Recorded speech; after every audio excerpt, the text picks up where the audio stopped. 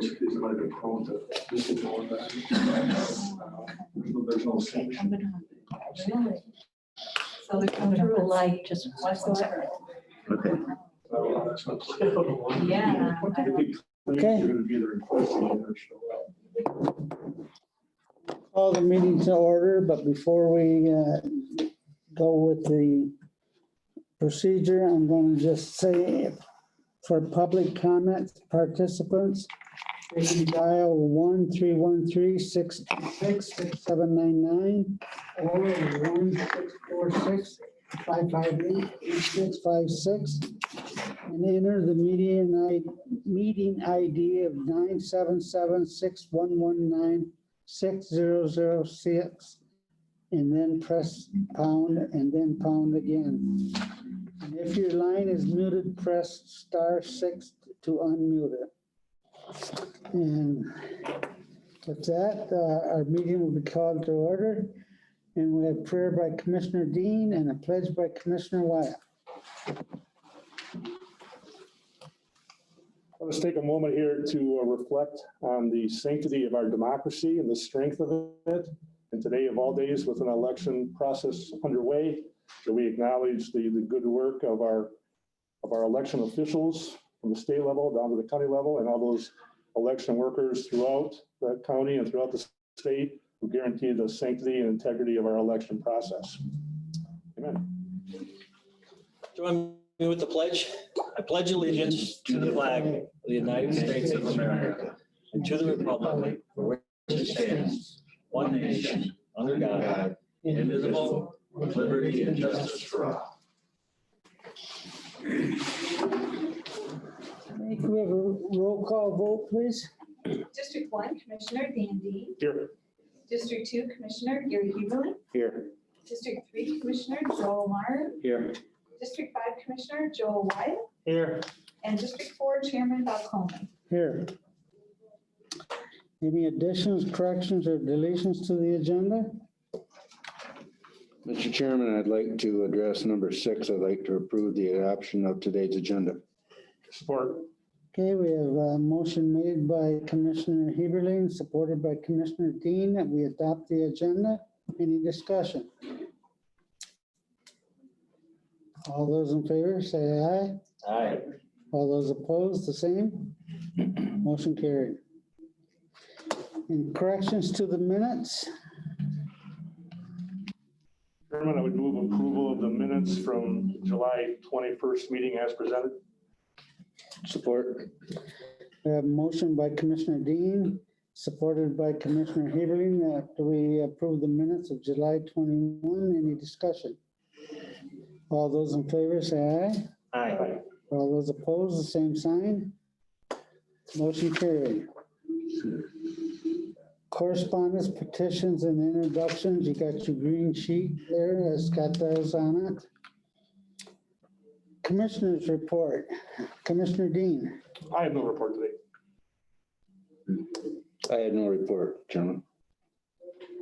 The only thing to report is this Forester, Sanilac Township and Port Sanilac SEPA, the fire group.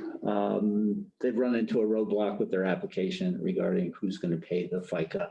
So unfortunately they may miss that opportunity, 22 guys. So we'll see what's happening Like for for the 690 supplemental. You can't use the grant money to pay for the FICA, and the unit there are some roadblocks there. Wouldn't the overall authority just be responsible for it? Yes. So how's there a roadblock? Well, it's Okay, I understand. That's been authority. I'm not gonna Okay, I understand. tell, we'll talk about those guys, but yeah, there's a roadblock. So that's, it's not really my place to intervene in No. that, but I have made some suggestions. Very good. Hopefully that'll work out. Commissioner Wyatt. So I attended the Croslex School Board meeting. It was widely attended by quite a few individuals. They were talking about their COVID-19 preparedness plan that the governor had required to be filled out.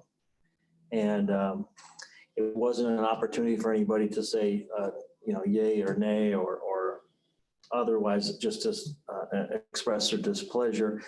But one of the things I took from that I noticed was that it looks like there's going to be a lot of folks not having their children physically present in school this first semester. And from what I've seen other school districts, they're not uniformly, but a lot of them are saying you're either going to opt in or you're going to opt out in terms of attending in person. There'll be no mixing of a little bit online and a little bit offline, or halfway through the semester, you end up going to school. So I would say that right now it looks like that there seems to be, from the news reports and from the school boards that I've participated or went to, there are going to be a lot of kids staying at home using their online learning programs. And that's across the state as well, which again hits home to the idea of being able to have good internet. And I know that we're moving forward with that. All of us have put names in the pot more than perhaps even necessary, but we got a good brain trust going that we'll be able to figure this out. So, Yeah. Okay. Last night, I was at City of Marla board meeting, and Eric Benning just starting to work now in their city and the broadband.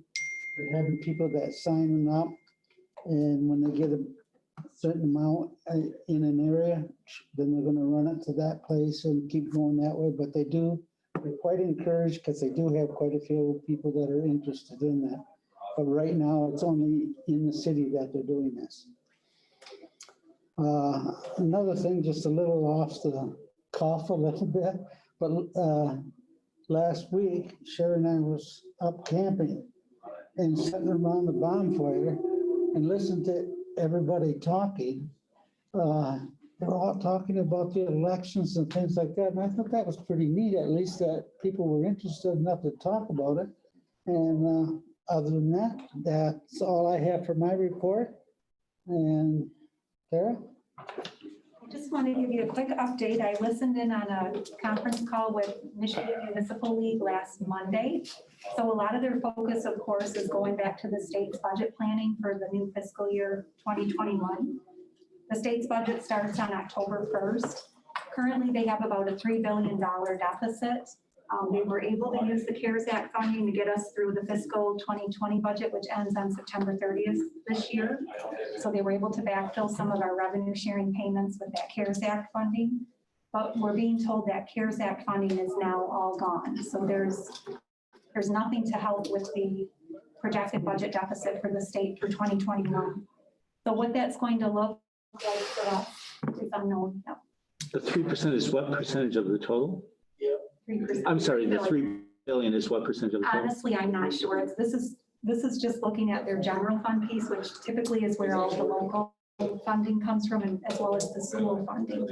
So I think somehow between those two major players in that general fund, I guess we'll see how it ships out for us. With that being said, the state does have a revenue estimating conference at the end of the month. So that revenue estimating conference will prelude to what our revenue sharing payment looks like for 2021, or how bad it will be impacted by the budget deficit. There is currently discussion, and I'm sure everyone has seen this, regarding the HEALS Act. This is the next round of stimulus that's kind of stalled right now. So they did talk about this, this new act that's coming down the pike. However, there is not any earmarking of funds for the local jurisdictions at this time. So again, that's stalled, so I'm not really sure what's going to happen with that. So I guess we'll just sit tight and see what happens this month. We are just about ready to send out our budget reports to our department managers. They should be out. My intention is to have our committee meetings in September. So I will be sharing dates for those meetings very soon. And then just another note, I know we've been doing our virtual meetings. The governor released an executive order recently where the virtual meetings could be extended through her emergency order. I believe it's set to expire right now on August 11th, but it's pretty imminent. She'll be extending that state of emergency. So then we will be allowed to continue the virtual meetings. And another note, we sent out grant applications last week for the prosecutor's office for 27,000. And then the courts had an application for 52,000. And this was for IT upgrades to get them more remote, if you will, whether it's remote work, remote hearings. We have not heard anything back on that yet, so we're just sitting tight with that, but that money was earmarked for the county, so hopefully that will come to us in full. And then there's another funding source through the Community Development Block Grant Program that's available for the county, so we're looking into that right now to determine what we could use that for. So I am inquiring on some website upgrades. Nancy and I had met and discussed possibly making some upgrades to our website as well as just equipment for our remote meetings. So I've sent the question, but they haven't answered that quite yet. So hopefully we'll have some information on that. Another item that it can be used for is overtime for first responders. I did look at our budget and we will be at our budgeted overtime at the end of this month already. So For the year, something we for the year. Yeah. So we'll keep our eye on that and we'll take advantage of this funding if we can, which it looks like we will be able to. Any questions? Yes. When are we going to start our budget process? We will start it. So I'll be sending out the files to our department managers at the end of this week. And then we'll probably give them at least a couple weeks to review their budgets and then we can start our committee meeting. So I would say in September. Can we get them to do quarterly budgets so that we can see how we're tracking as the year goes along, as opposed Like to almost like a forecast, if you will, like, yeah, okay, yeah. And yeah, we could look into that. and there's a couple departments that we really kind of need to drill down on Mhm. to get better information Okay, in terms of just, what do they do right, and also in terms of efficiency, yes, which we'll probably talk about later on. right. And I know we've been really monitoring the revenues, especially our service revenues, and those are looking a little under budget. I don't know that they'll come in where we've budgeted them, so we may have a deficit there, but it just depends on, there's only so much time in the day to try to catch up on services that we missed out while we were shut down. So we are watching those. I know July just went and passed. They seem to have creeped up a little bit, but some of them look like they are maybe 10 or 15% lower than they should be right now. So related to that, the bed rental program for the jail. Now initially the feds had kind of frozen their prisoners in place, which was good from a revenue standpoint. My understanding was there's been some removal of prisoners. How are the bed rental See, and figures looking? honestly, I haven't heard that. So I don't know how that's going as far as if they're removing prisoners or not, if they're being transferred out. I can look at that revenue line item. It didn't look like it was off, based on some of the other service revenues. It looked like it was kind of holding its own based on what we budgeted. Good. So we'll monitor that one. I know that's a big one, so we'll make sure, to flag that one. As we need to. That 200 million, and we got our piece of that. I forget how much that was. So that's double what our revenue share would be, or 50%. About 1.5 times. So typically. And the only community that wants to dip into that is Port Sanilac for their sheriff, right? So we'll have an excess there. Are we required to give some of that excess back? No, what they're going to do, we should receive 1.5 times our normal August revenue sharing payment, which would be about 330,000. But we have incurred some fees, obviously, with trying to increase our safety protocol here in the building. But yes, you're right. We are slated to give back to Port Sanilac, and then the health department's in there as well with public health. So we would give some of that back to them too. But we want to make sure that we're making that payment whole with the county. So we'll see how it comes in. They claim it'll be 1.5%, but I haven't seen anything yet. So, all right. Any other questions? All right, thank you. Thanks, Tara. Public comments, agenda items only.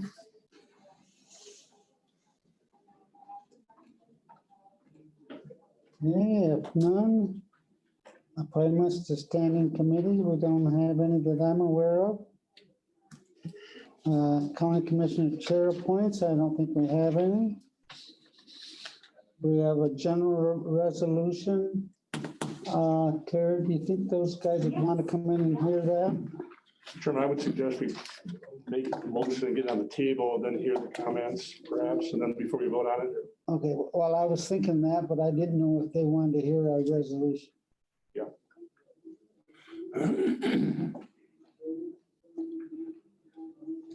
What do you guys think? So I would just get it on the table and then Yeah, have the discussion Yeah. with them and among ourselves before we then And then finally vote on vote on it. Sounds good. okay, I move. The resolution has to be read, right? Yeah, it's a short resolution anyway. So you just want to read it, then we can at least get it on the table to proceed with discussion. Okay, we're going to read our resolution first and then we'll let you have it. Right? Yep. Whereas in 2011, the Sunlight County judiciary was reduced from 3 judges to 2 judges.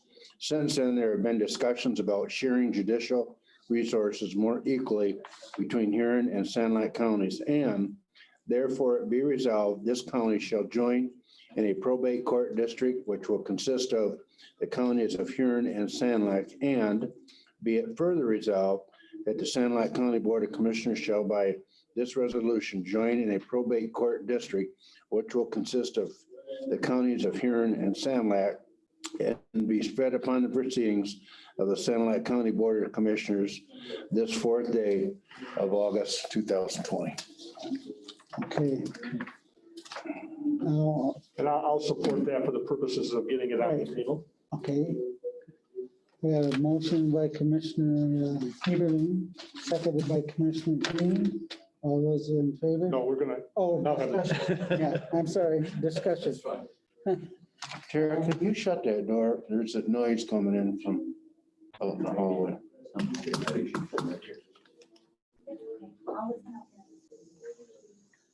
Okay, you guys wanna, Sure, I'm Judge Clevich. I'm the probate judge. okay,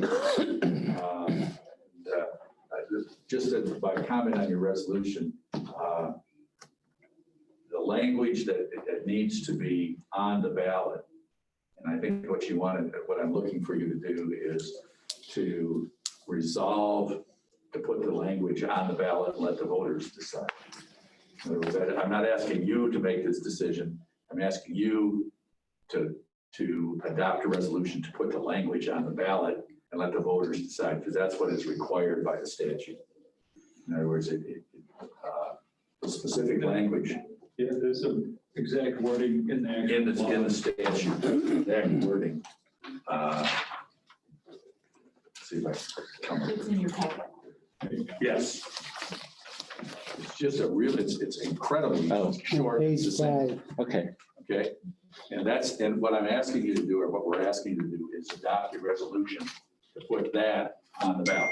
We're not asking you to say, we want this to happen, or we don't want it to happen. We want to let the voters decide, and I think people can voice their opinions through the media as to how it benefits or doesn't help the county. But by way of getting the voter educated, what happens is, and what we're trying to do is, as you remember, when Judge Maltby retired, the Judicial Resources recommendation was to go from 3 judges to 2. And that happened. Your juvenile court system at that time didn't have anybody had any experience. They called me, and I came down from Huron County and did it a couple of days a week. Turned out I had a heart issue, so that took me out of the game for a while. And Judge Harrington came in, and he still comes. Is it 1 day a week, or did? Half a day a week. I've been doing, I started out doing 1 day a week, but I've been assisting for 8 years now. It's my pleasure to do that. Since Judge Maltby retired, I've been coming down every week. And what's happening is my retirement, I'm age limited in this term. So when I leave at the end of 24, which is the longest I could stay, Huron goes from 3 to 2. And so I took it upon myself to do some homework and look at this district idea. And it's been done in a lot of small counties. It's never been done with 2 counties this size before. as far as population. But it does utilize a statute that's on the books. And so it would say we would share a probate position. And that would be elected by the 2 counties. And so that whoever the judge is, that would be, normally you'd have a judge that's elected by your county at the circuit and elected by your county at the district. This time, a probate judge would be elected, who is a 2-county judge. And then it's going to be the simple majority of the votes cast determines who the judge is. And then that judge comes in knowing full well that they're going to be splitting their time between 2 counties doing probate work. And then because there's not enough probate work to really make a full-time position anymore, they would be doing docket assist for your district and circuit court. In district and circuit court in Huron, same thing. Some of the confusion about probate court is the fact that everybody thinks of probate court being where the juvenile stuff is. And the reality is that was changed years ago. And the juvenile court is actually handled by the circuit, who then assigns it back to the probate judge. So there's some gymnastics that's been done over the years. But what we're trying to get, long and short, is 2.5 judges to each county.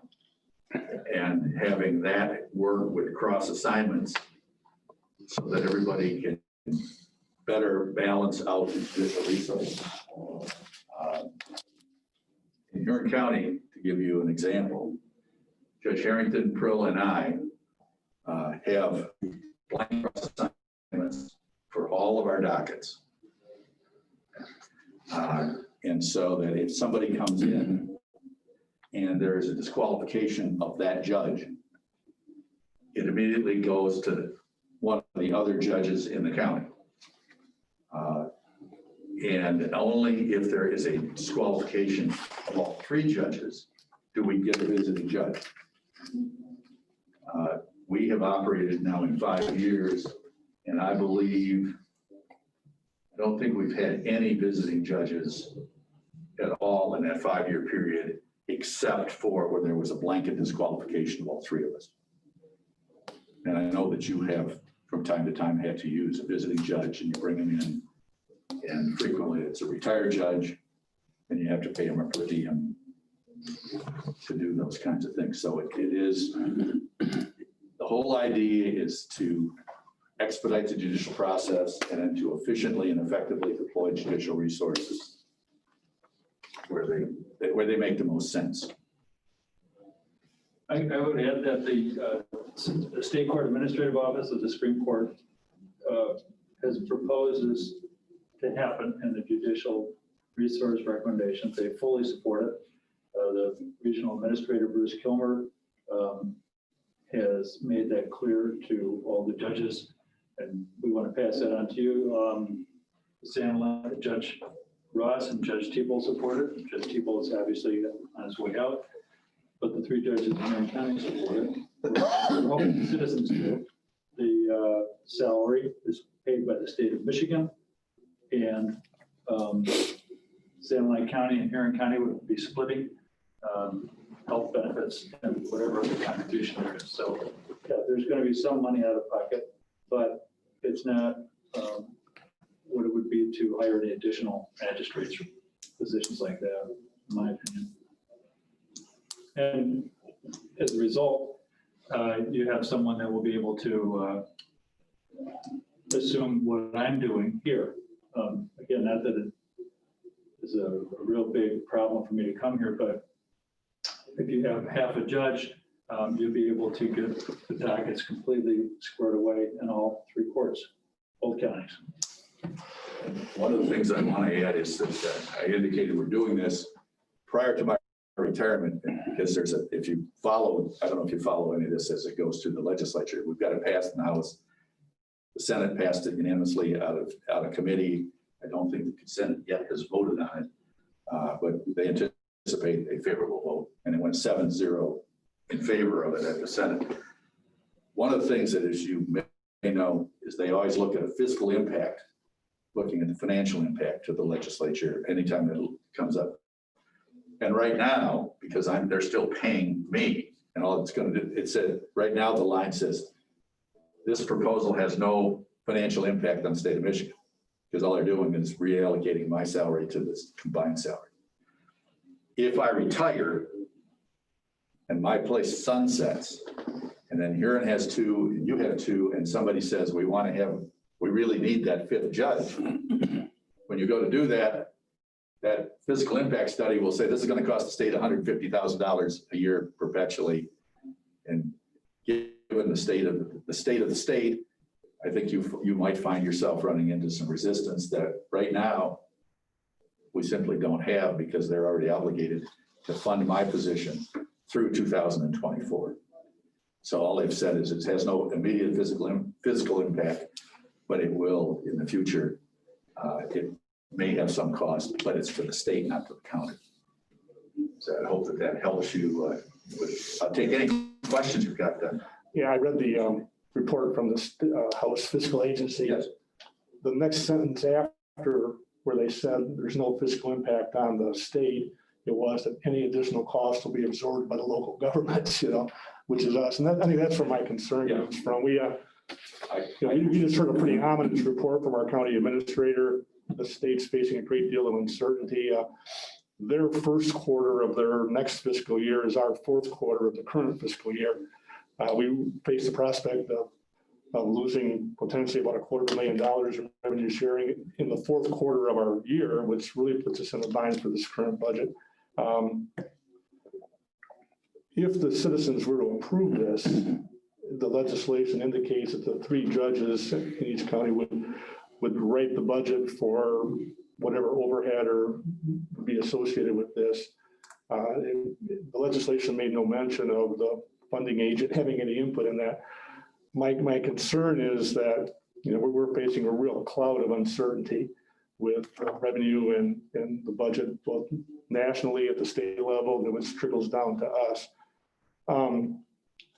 Originally, when we met last fall with the Huron board here, and I think you both were here at that time, the scenario was that the 2 local boards would show initial interest in it. It would then go to the legislature, then back to the boards, then to the people. Neither board, I don't think, passed the initial interest, but yet it went to the legislature anyway. My speculation here is that, where would it put us if a year from now, this proposal were to come back when we have a clearer picture of the budget, maybe the pandemic issue has resolved itself, hopefully in some form, and then we were to revisit this issue, and then with the intent of maybe putting on the 2022 ballot, which is still prior to your term ending, what disadvantage would there be to doing it that way instead of us going in now with this cloud of uncertainty over us? That's a good question. And I don't know that it makes a whole lot of difference either way. I don't want to cloud this up for anybody. Yeah. The way that it's being done is I'm getting near the end of the line. And so if I'm still here in 2022, you have that option.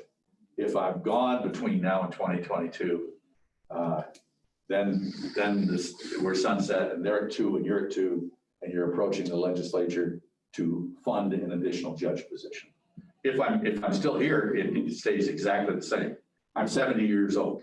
Okay, so I don't know how much longer I'm going to do this. I got 34 years in already. Whether I want to do another 2 years.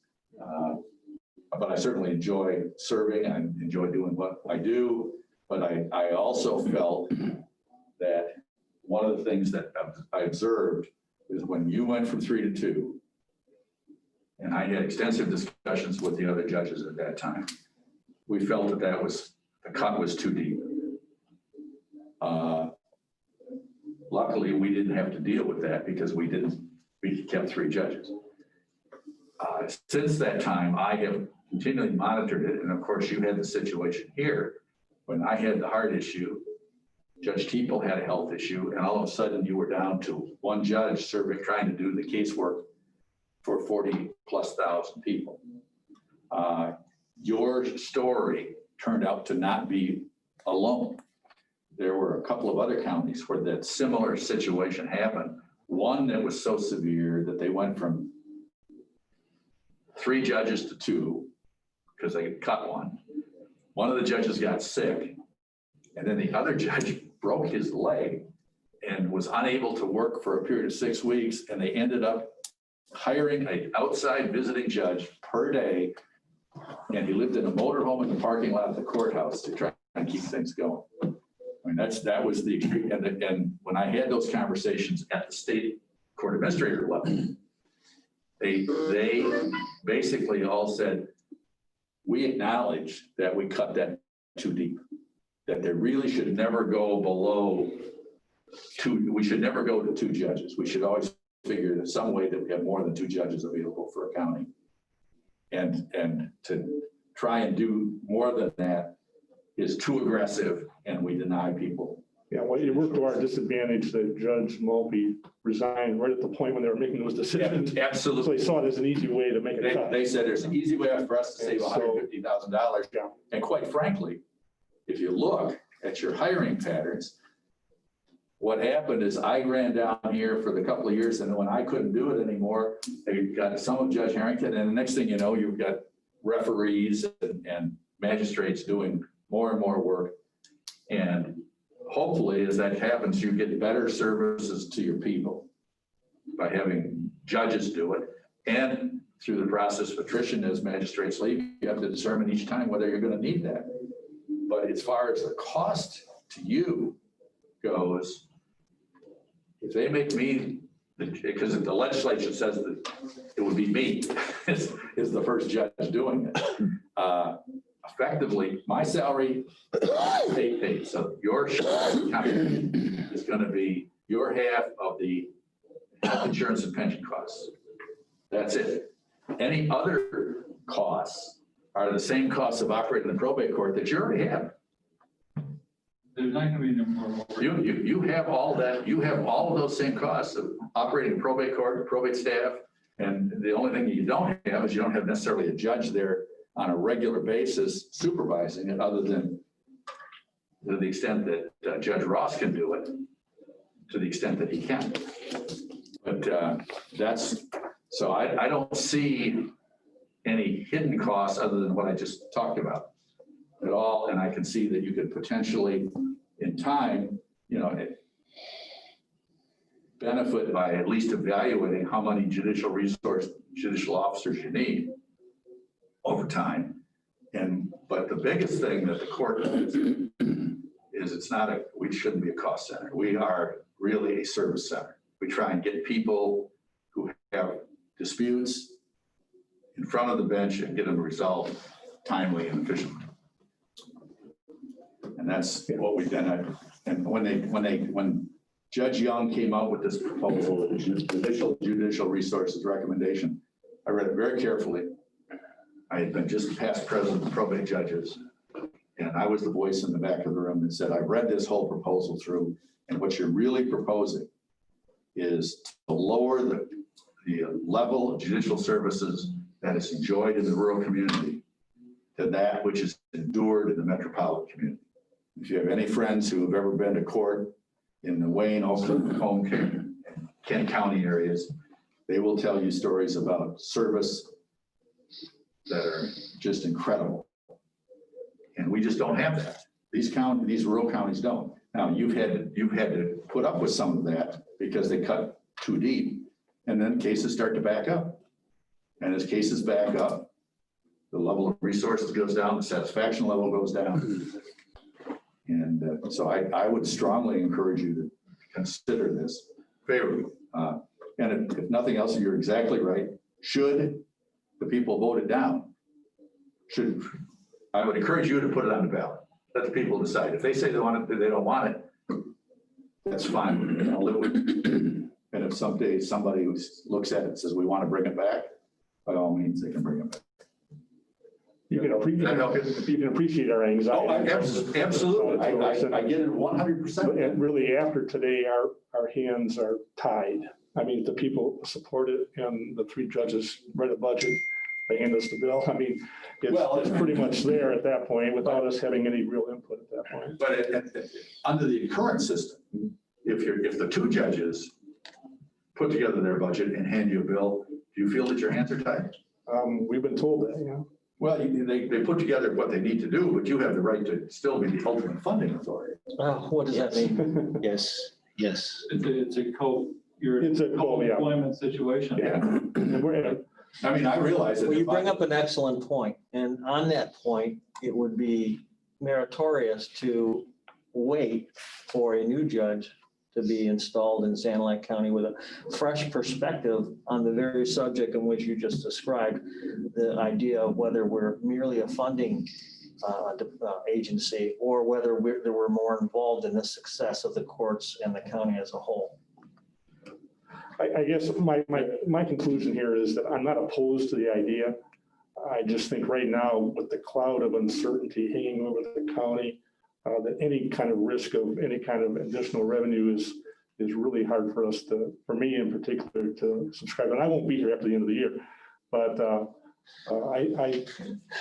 I still revert back to my idea that perhaps a year from now it's revisited, aiming for the 2022 election cycle. And hopefully you're able to stay. You guys do a great job. We appreciate the assistance you've given us down here. But regardless, I would have a higher comfort level looking at this as a future prospect and not at the same time we're dealing with the uncertainty that we have budgetarily that's hanging over our heads right now. Do you have a general sense as to how much more funding you're talking about? I mean, the state pays the salary, so to put the judge on your umbrella healthcare policy, would that be an out-of-pocket expense? I mean, We had requested that exact information. And You certainly know what it costs to have a full-time employee's health benefit. Yeah, we do. so it'd be about half that. Half that. How much Half is that. it, you know? Yeah. for full family, it's 16 or 17, our portion, so So it'd seven. be $7,000 or $8,000. but you would have to expect to be other incidental costs. I have to respect the disagreement. No, I would not Is there anticipate. aren't any other costs? As a matter of fact, when I come down here to visit, Judge Harrington comes here to visit, we get paid mileage and Yeah. meals. I think that if this becomes my home base, I don't think I'm entitled to mileage. I hate to say that. Right, Because, that's true. so, I would like to interject here. Yeah. I mean, the way I see it is similar to what we're experiencing with the Port Sand Lake and fire department, where similarly, I mean, here we have something that will benefit the service level of the people, period. And the cost associated with that will be minimal. And then we have our budget issues. We have the judicial side here only works 35 hours a week. So, there's a lot of things that need to be rectified in regards to the budget. We don't have much input, but during the budget process this year, we can request a lot of information and make some tough decisions because we do have the authority to say, here's what you're getting. And if we have reasonable estimates, whether we derive it ourselves or it's a joint effort, saying that we're short-staffed and we need more people upstairs when you're only working 35 hours a week is kind of that's not a very strong argument. So there's a lot of things that can be put into place and to address the budget issues. And the budget issues are something that have come along over a long period of time. I don't think that the judges are really that interested in running the business side of the operations up there. And it kind of gets delegated down, and the union negotiations, we've been taking But we have to be interested in the business aspect. absolutely. But to me, they're two separate issues. There's the business side of it, and then there's the benefit that people There's get. two separate issues. And we're commingling these two issues and saying we can't do anything. The one thing that I would say, in fairness of doing it now, is you have the changeover going on with Judge Teeple right now. And if you did the changeover with our resolution, come January 1st, you have 2.5 judges at the table. Actually, you have 3 judges, but one is me, who's the 0.5. And then they're going to sit down and say, let's figure out how to divide up the work here. You got a brand new guy or girl or woman, or whatever it is, that is the new face, Judge Ross and me, and say, let's figure this out. And you don't get people who are honed into, this is my kind of job and I'm going to do this and let somebody else, I don't want to cross over to do somebody else's work. And there's some of that mentality that goes on, as opposed to all three of you getting together saying, we got to come up with a service plan for the community that makes sure that everybody's cases get moved in a timely fashion and nothing gets hung up. And we've got to come up with a delegation of the work responsibility to do that. And it seems to me that the time to do that is when you have all the fresh bodies and fresh faces at the table, and you don't have people in that are enmeshed in old practices. Yeah. I was instrumental when we did the cross assignments 20 years ago. And I remember walking in and there was a judicial conference and there were 9 judges from the circuit, 9 from the probate, and 9 from the district appointed to come and figure out how the benches should work together. And I will never forget a circuit judge saying, well, I don't know why I should work with these other judges because the work that I do is so much more important than what you do. So you can imagine how that went over with the other 18 people in the room. But I was ready for that response. And I said, well, I want to tell you, I have a friend of mine out in the hall, which I didn't, but I said I did, who's a state trooper. He's going to come in here and write everybody here a drunk driving ticket. And you all know that that is a bogus ticket. Right? So you just take that ticket and you just walk into the district court, and why don't you start your argument with telling him just how unimportant the job he's about to do is? Because if he doesn't do it right, your career is over as a judge. I said, I would suggest to you that the most important judge in the state of Michigan is the judge that you're going to appear before this afternoon. And all you have to do is ask any litigant out there, and they'll tell you that. So that's what we're trying to do, is get you, so you have judicial authorities working back and forth, understanding how important the cases are to the people who appear before them. So I want to, all respect, Commissioner Dean, I would strongly encourage you to adopt a resolution and let the voters decide what they want to do. And I can assure you that if I'm the judge who's going to be in the new judge in the room with Judge Ross and whoever your new circuit judge is, we're going to try and make sure that we are responsible to your voters, constituents, and to the litigants. I understand what you're saying. I want to reiterate what Commissioner O'Meara said. There are 2 different issues going on here. I want to reiterate what Commissioner Dean said. And I'm going to ask you 2 questions point blank. One is, you made a comment a few minutes ago, we wouldn't need any new magistrate or any new staffing if that half a person come down. I think that's what I heard. I would believe that's. Second of all, I agree.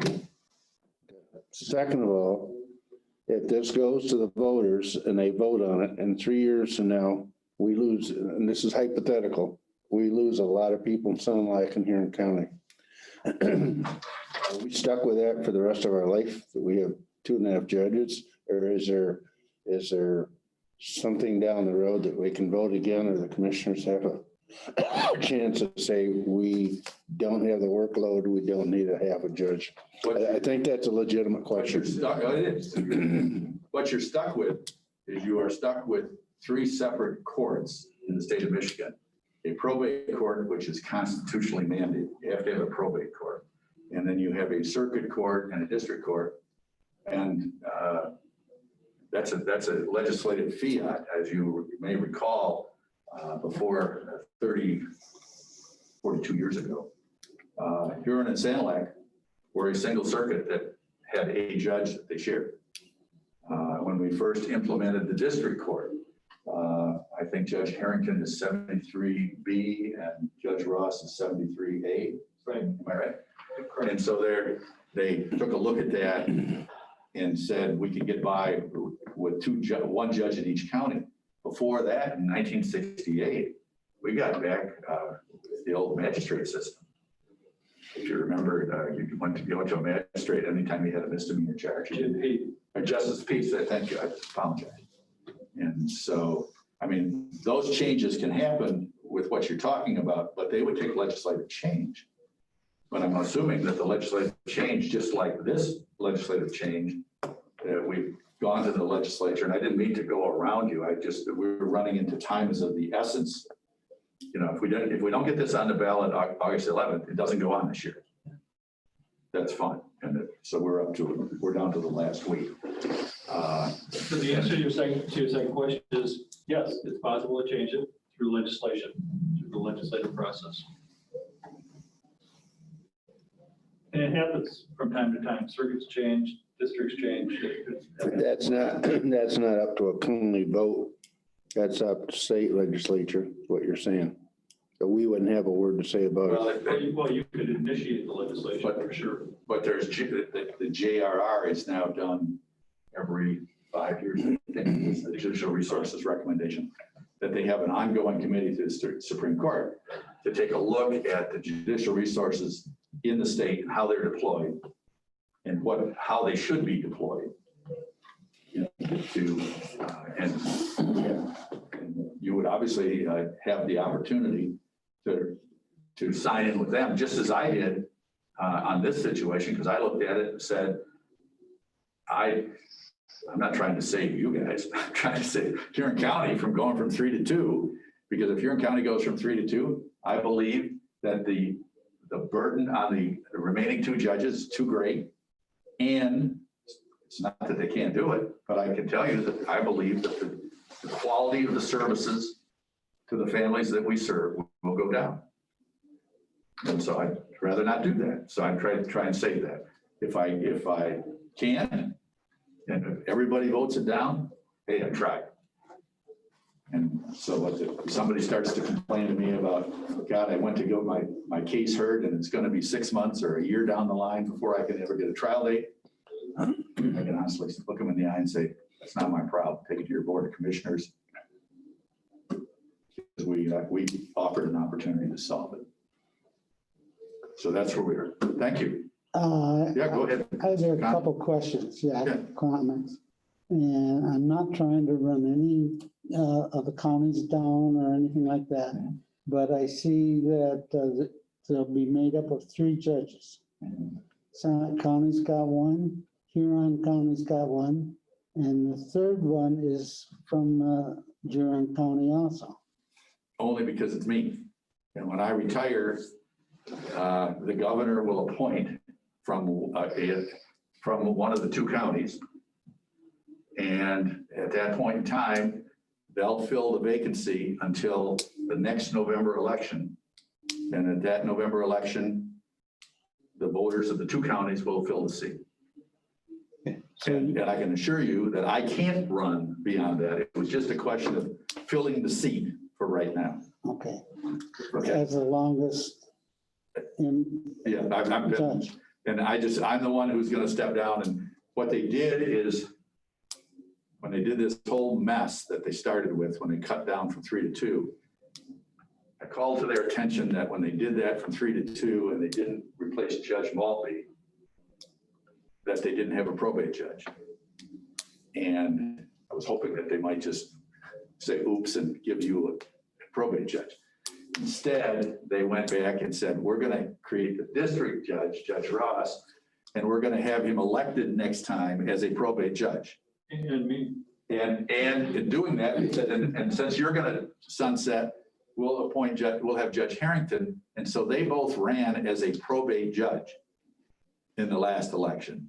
But it's a probate judge that is assigned to the district court, because that you can do. So does that make sense? Yeah, I realize it's really convoluted, but I hope that gets you through it. And so, and they just anticipated when I leave, then each county has its own probate judge who's also doing district court work, and a circuit judge, and that will be suffice.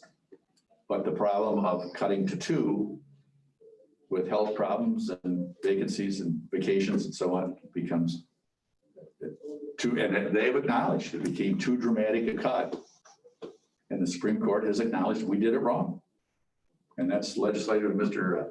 Everly, that's exactly what they looked at and said, oops, you know. Go ahead. I didn't see any documents that seemed to suggest they said oops, other than the one where Mr. Kilmer seemed to recommend this particular project, although the data supplied from that report seemed to be contradictory to the idea of adding additional judgeships. But it was difficult to wade through, but that's how it looked on the surface. I can't imagine them coming in and saying, we made a mistake in their prior report. What they have said is, we've revisited that issue. And quite honestly, they're looking at this as the trial balloon. They may have revisited the issue, but the data that they're using to support that still doesn't support that little caveat statement of, in this particular 2-county issue, they should have that probate shared. In this 2-county issue, I believe that Sanilac comes out 2.1 or 2.2, and hearing comes out 1.8, I think, if I'm not mistaken, and something on that's. Are you referring to the one that also gives points for the magistrates as well? I'm referring to the, yeah. And we're definitely over in the magistrates. But according to that. But that's, you know, and the way you want to count that, and you want to make sure you count that, is how many of those cases are actually heard by a judge, and in doing so, how are they handled by a court? If you go to Wayne County and you do a guardianship day, it's not uncommon to do 50 guardianships in a matter of 10 minutes. Somebody gets heard, and there's people who think that it lose their rights. People like to be heard when they have their day in court. These 3 judges that I talked about earlier, are they going to be responsible for the fringe benefits such as rooms, computers, and all that kind of stuff? Already got them here. Don't need it anymore. We don't Got need everything any you more. need here. No increase in overhead staff. We've got all that in place. Okay. I'm, you know, if Because if I come up here and I do it for a something couple of little years, I different. guarantee you're going to do it, because then I've worked with the staff here when I come here on assignment, Yeah, and that you have adequate staff. Well, You need some procedures maybe changed a little bit, but as far as staffing, you can circle this, you know. I won't be here asking you for staffing. no staffing, no computers, no rooms. I'm not familiar with what you've got in your computer skills, but ours that I've already been given, mine includes an Apple Mac that's compatible, and I will carry it with me most of the time. Further questions? I'm willing to, you know, whatever you like. I really appreciate you spending the time with us, and, you know, your thoughtfulness on the issue. We appreciate your explanations, and We obviously think it's perfect timing. I think it's an opportunity to revisit the whole thing. When you have a new circuit judge, you can have a new approach to looking at the budget and those kinds of things. And it's kind of a one-time opportunity, but I don't want to say that because it is possible in the future, but I think that it's an excellent time to do it. And I think it's a good thing to do for the county. has your own county got it on the ballot? My meeting is the 11th to put it on the ballot, but I've been at the meeting just like this. Okay, And we had the almost identical thought processes and Right. questions. And I have no reason to believe that they're not going to put it on the ballot. Obviously, if I don't get both of you, there's no sense of wasting our time, obviously. And same thing is if it does get on the ballot, the majority of Huron and the majority of Sanilac have to vote in favor of it. It's not if there's a 10,000 win in Sanilac and a 5,000 defeat in Huron, it goes through because it doesn't, it has to be the majority of the electorate in each county have to support it. Any more questions that I can answer for you? Okay. Thank you very much. I Yeah, appreciate thank your you. time. You can call the question.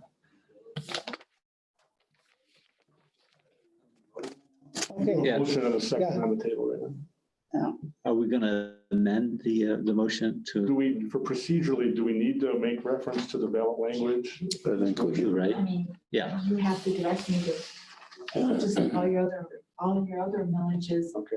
You would So have we to just have add that this, wording in add the this to the motion, that bottom of the motion here. the title, the wording, as well as what election cycle you want me to place that on. So, Okay, we're at right now, the way I'm looking at it, is we have to have a roll call vote to see if we want to proceed, Well, right? it would all be one motion, I think. Could we just amend this motion to incorporate the ballot language? Then just vote on it once as a friendly amendment added onto this motion, Denise? Or- yeah, Yeah, I mean, yeah, right, The page 5 language you're speaking page of? 5, yes.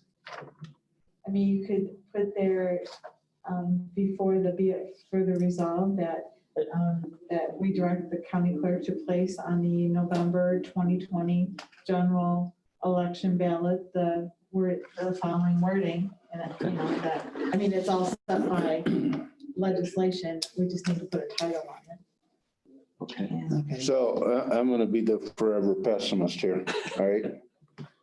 I don't really care for the wording we don't have a choice on that, Gary. The legislation, the legal legislation It's- dictates. because it really don't tell the voter anything.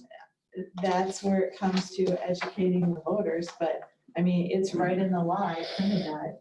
Shall this county join in a probate court district, comma, which will consist of the counties of blank and blank, if the majority of the electors voting on the question in each affected county approve, question mark. It's, you have no variance in that. That's something. Neither to add nor subtract. Correct. We gotta put a title on it, that's the only thing you have that we have to add. Because I'm telling you right now, if John and Mary walked in to vote in the polling booth, they wouldn't have a clue what this is. Well, that's, you know, and that comes in true with, Yeah. look at our state Yeah. proposals we vote on. Yeah. Who can ever figure out what those say? I mean, that comes on voter education. okay, Yeah, so we're gonna amend it, that this is, If the maker and the supporter agree to a friendly amendment, just to Yeah. incorporate that, just for the purposes of voting. Gary and Dan. Okay. Okay. All right, yes, do you know what's proposed in Huron County so that the title of the?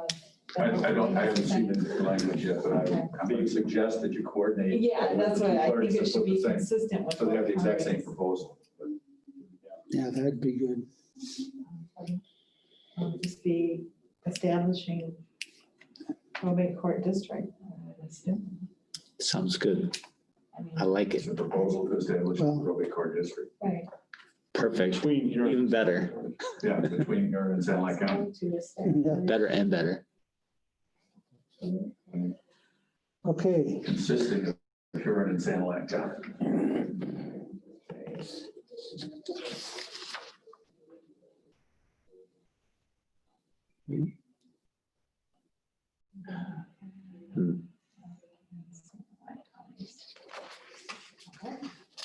can we have a roll call vote? November 3rd.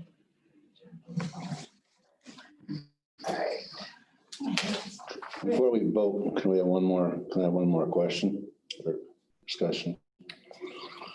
So really, hypothetically, we could vote yes or no today.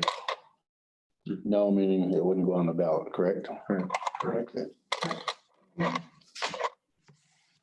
We say yes, it goes on the ballot, I guess. If Huron County also votes yes. Yeah, correct, thank you. Really, this is up to the voters, right? Well, if it gets passed. It gets Lord. passed, gets passed to be put on the ballot. Right. In November. Right. In November. Gary, to answer your question, it doesn't commit you to say I have to support it. The voters get the right to decide what they want to do. Yeah, that's what I'm trying to You're just saying, clarify. all right, we agree to put this on the ballot and the voters decide. A point to note is that the voters have already agreed in a sense with some of the decisions that we make as their representatives, which is the whole purpose why the Board of Commissioners have the opportunity to say yay or nay to the resolution. And another point would be that it doesn't preclude, a no vote here doesn't preclude another investigation in the future to determine whether or not it would be in the best interest a year or two from now for the next election. Although Judge Clever's talked to that, this seems to be a good opportunity. If the legislature has already decided that it's a needed thing and it's a good thing, I don't think that necessarily having the loss of a judgeship in Huron County and the subsequent loss in paying for that judgeship would play a huge role in terms of the next time it's requested for something that they had already said for the working purposes is acceptable. I mean, I don't think the legislature said that, yeah, let's do this because it doesn't cost us any money. Because if that's the case, it's inappropriate. I think what their argument seems to be is that the legislature is suggesting it's in the best interest of the people, although I would say that the language that you provided, Dan, and the email that Bob had referenced is clear, showing that once this is put into play, there's no reining in on the costs that can be associated with it, regardless of how it appears right now. Because again, you're talking about another judge that's involved in the mix, a different way of looking at things than just coming in and visiting. Now they're here as an almost permanent fixture, and I just think that that's going to change the way they look at the infrastructure. Okay, we're all ready to vote? We're gonna vote by ballot. No. No. Roll call. Commissioner Mullen, Yes. Commissioner Wyatt, No, Commissioner Dean, No. Commissioner Heberlin, Yes. and Chairman Conley. No.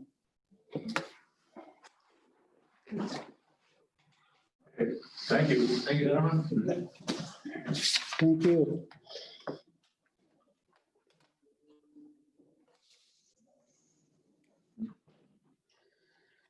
Okay, we can get Hudson to give his.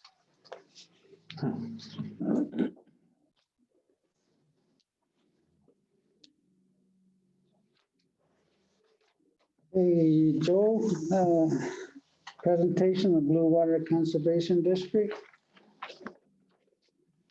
Yeah, well, thank you for letting me come today and speak again. I try to do this once a year. This year, we're actually kind of proceeding towards the end of our 3-year agreement again, and I want to ask for, an extension of another 3 years as well. Does everybody have a copy of my presentation? Yeah, we do. Page, Everybody hear me okay? Yes. So I'll talk about the actual funding part, what we're asking for in the end here. So I actually want to just kind of quickly review. Majority of you guys are probably familiar with our organization. I just want to do a quick review. Obviously, we've had kind of a challenging year, I guess, with everybody else. Some things we've had to make, adjustments to, and some things have kind of stayed the same.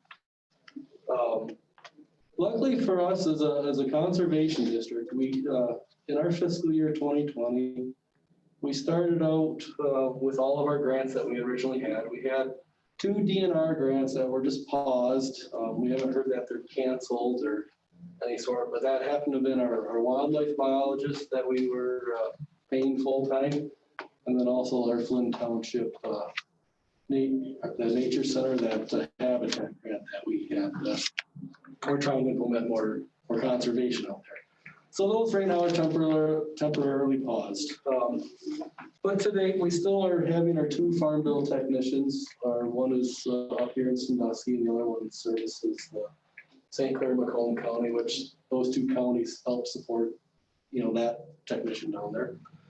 We have our 2 MEP technicians. One is dedicated for San Luis County, and he's had to do some improvising, getting on farms this year, or lack of getting on farms. The state understands that, for funding that position, but we do what we can do. We have our wildlife biologist positionally, so that's kind of on pause at the moment. Our produce safety technician, she's had a lot of virtual meetings, trying to meet with, because the FDA is still going through with these different laws that are trying to have fresh produce safer as far as, the E. coli and contaminants and so forth. So she's had her challenges, but she's meeting those goals as well. And then our pay for performance is kind of coming to an end. We've had a 5-year stint of where we've been paying people on the Cass River, or even all the way up through Saginaw Bay. That was through the Nature Conservancy. That one's getting wrapped up, but we've paid people to try to do conservation cover in lieu of going through the USDA or others. It was just kind of a come to our office if you met the qualifications, Megan would go through it, and then kind of more instant gratification for implementation. But the bright news is actually Kellogg Foundation funded the Nature Conservancy, which then funded back to us to do some more of that in the next couple of years again. So that's kind of a continuation of that one as well, thanks to the Kellogg Foundation. I guess our hunting access program grant, that one kind of got put on hold as well. I did forget about that one. So I'll talk about the Farm Bill practices in a minute, because that kind of ties into the funding. Most of you guys, we've been talking about this for probably close to 20 years now, as our MEAT program. It's was state funded, or funded through the pesticide taxes and the tax on the nitrogens that are bought through farmers. Actually, even through just homeowners like through Home Depot, Ace Hardware, all those pesticides are taxed on them. And that gets collected for this environmental insurance program. Santa Ana County still continues to be one of the top educators for the MEAT program, and Tom Hanselman, our MEAT technician, continues to be at the top as far as ranking as technicians in the state for getting the most verifications or working with risk reductions. One of some counties maybe don't quite have the access to farmers that we do here, but that's, like I said, one of our main programs here, and obviously Santa Ana County being a main farming community. As I just kind of mentioned about our produce safety, she's still trying to do the education portion. She's had a lot of cancellations with everybody else, where she couldn't hold group meetings to, different pockets around our Blue Water area to educate with. But she's been doing a lot of things virtual and getting through that. Because of all the Farm Bill work that we've created through our technicians and NRCS, we were given this CTI grant a few years ago. And we've basically, his work is pretty much computer work, doing the paperwork, maybe we'll do some surveying. So he's been able to stay away from people, but we've kind of got him set up at home. He connects to they give him a special passcode to connect to the NRCS internet system from home. And so he's been able to move contracts that we have along as well. Our forestry assistance, that's kind of through the Tuscola CD. But she ended up leaving us this year. So we've been trying to kind of in-house take care of people with forestry questions, because we still get a lot of those. We look them up, or we'll refer to them to the state, but we do the best that we can do after that, or we actually refer them to forestry, looking for a lumbering program. Like I talked about our Saginaw Bay program, we had many acres enrolled through that. We paid out, I think, over $100,000 in cost share this year. That's wrapping up, but we're beginning a new phase with another grant through the TNC as well. As far as our district programs that are kind of non-grant funded, we continue our John Deere no-till drills, they continue to be kind of uneven pace. They bring us some revenue in, they seem to be getting rented out, they're not, it doesn't seem to be expanding. But our equipment's smaller, and we know farms are getting larger, so maybe we're actually trending down a little bit. But with the merger of St. Clair County, we've kind of picked up acreage there to keep that program going. Because we always ask our mind, well, what's next if this, goes away, because we know the size of the equipment. Do we get into larger equipment to continue it? But we've kind of been able, with that merger, that's kind of kept that a steady program, so we keep going. Is that because they have smaller parcels to plant? I think you get a lot of well, there are some large parcels, but you get a lot of smaller parcels, but you might get somebody with 100 acres that has a job down in Detroit. That's what I'm asking. So yes, so they're looking to do something on a weekend of some sort, but they don't want to put out $50,000. So. They might have 100 acres there. The Peters brothers aren't farming yet, right? Yeah, well, but they don't want our drill no more. So that's where we're at. We've had some CRP plantings to use of that native grass drill that we had, and actually for no cost share this year, our tree planter rentals were, usually we're averaging past couple of years is 2 or 3 of them. I think we had like 10 of tree planter rentals go out this year. So I don't know if the COVID thing hit where people are wanting to try to do something and stay at home. But we had some larger plantings that people were picking up to do themselves at their own expense as well. Because a lot of times that's done through a CRP program or some sort of reforestation program. Kind of the new thing that I want to talk about this year, we just drug this back to my place here a couple weeks ago, is we went out, we've been tossing around the idea of offering strip till to farmers, kind of what's kind of a new upcoming scenario in the farming world. And strip till seems to kind of be the hot button to put fertilizer in strips, leave the rest in conservation. Got that nice. So you're using a reduced fertilizer, it's in a row. You're planting on top with all the GPS things that are out now. You can follow those same rows and plant in them. So your crops are utilizing the fertilizer that you put in. In the meantime, maybe you've got corn stubble or wheat stubble in the middle, so you're eliminating the soil sedimentation, erosion, helping your organic matters, and so forth. So instead of letting the field go fallow for the year, you let strips of the field go fallow while you have erosion containment on a strip. So you got a strip maybe 6 inches wide that you're gonna plant to, and then you got your 24 inches here that are still have some sort of crop residue. And that's all kept on the computer, so the following year you can shift it over. Yep.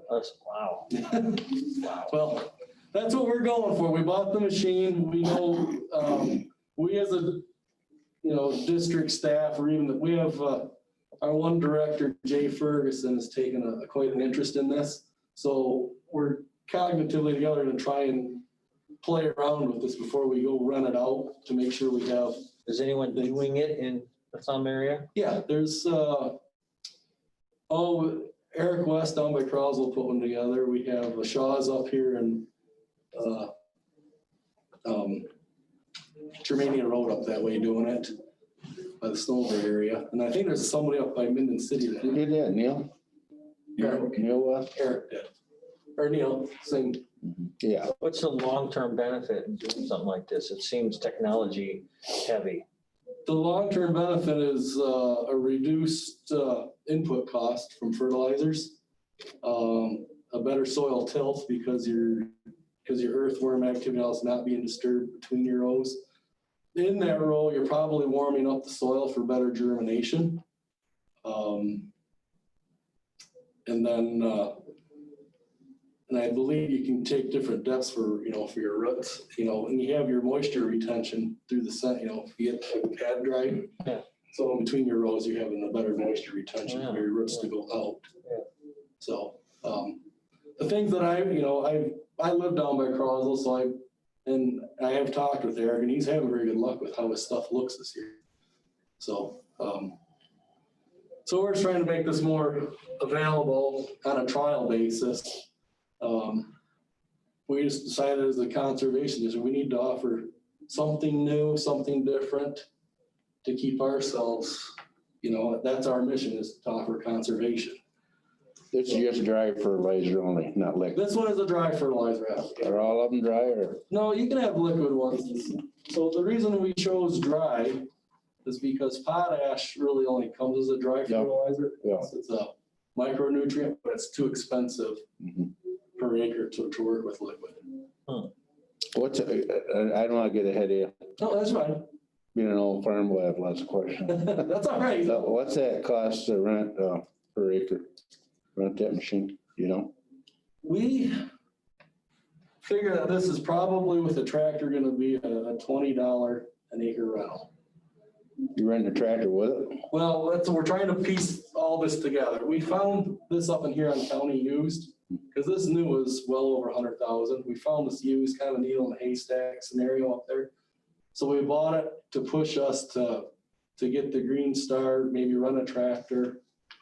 We've kind of been pricing these various scenarios for the past year and a half, and it was very pricey to do.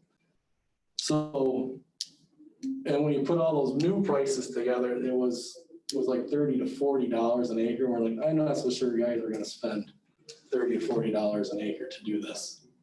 Would they spend 20 to save money on fertilizer? Yes. So we opted to buy this used machine.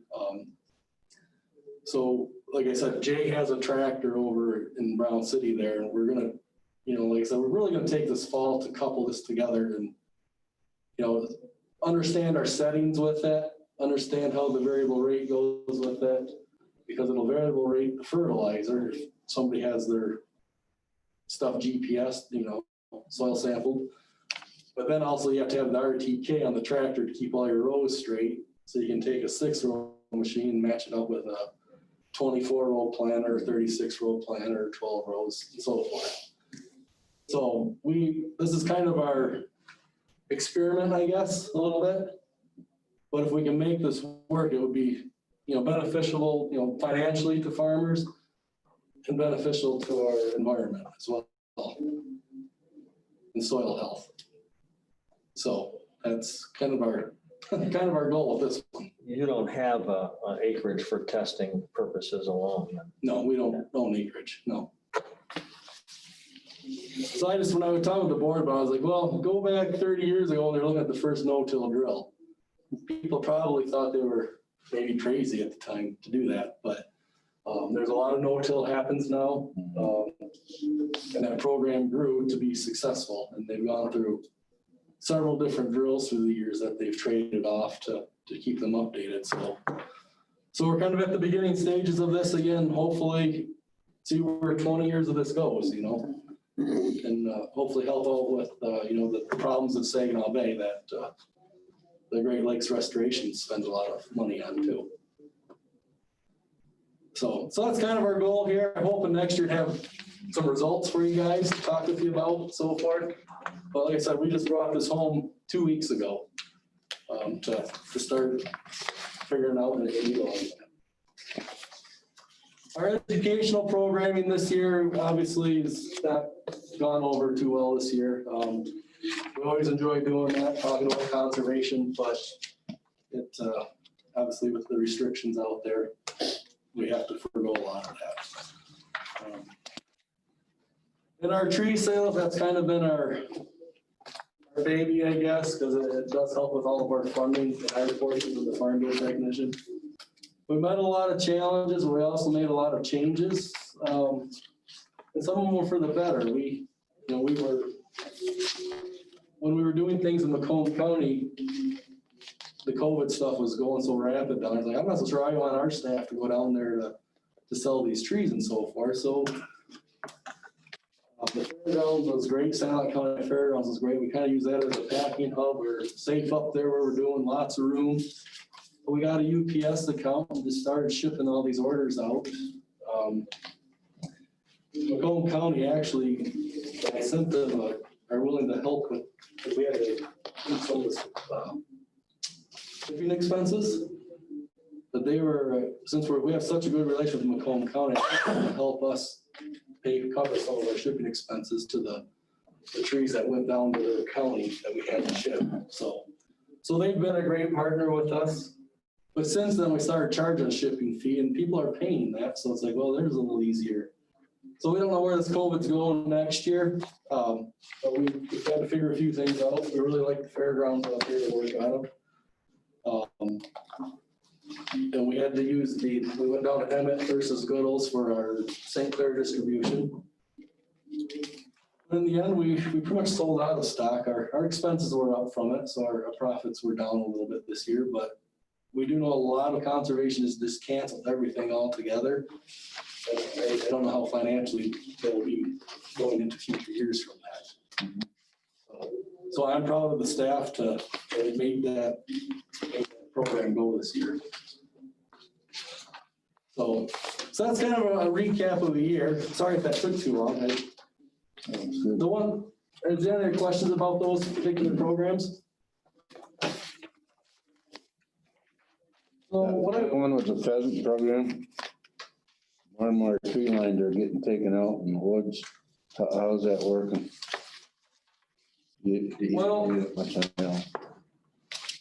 Where you run into is she was digging around for pockets of landowners that have that common goal. And they would do some habitat restoration. That's kind of one of the goals of the Flint Township, was to kind of serve as a hub and kind of work your way out, because you need vast acres. But she has been, meeting with the Thumb area pheasants forever. So I know St. Clair and Oak, or not Oak, but Lapeer County.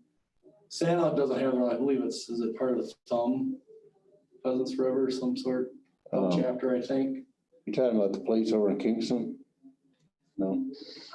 No, I don't think so. Up by Ubley or What's that? isn't there something up by Ubley?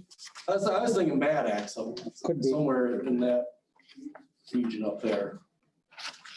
But I don't know, we always wonder is the amount of trees that we sell. I know they're taking a lot out, but we sure do get a lot replaced when there's 500,000 trees going out somewhere. Not of our, so. But yes, it seems like they can take them out faster, but there is a lot of smaller landowners that are doing tree placements and so forth. It's been a challenging program. I think for the state, because the state was funding this, I think it's been a challenging program altogether with the Pheasant Restoration Initiative. They try different things. Some things work, some things don't.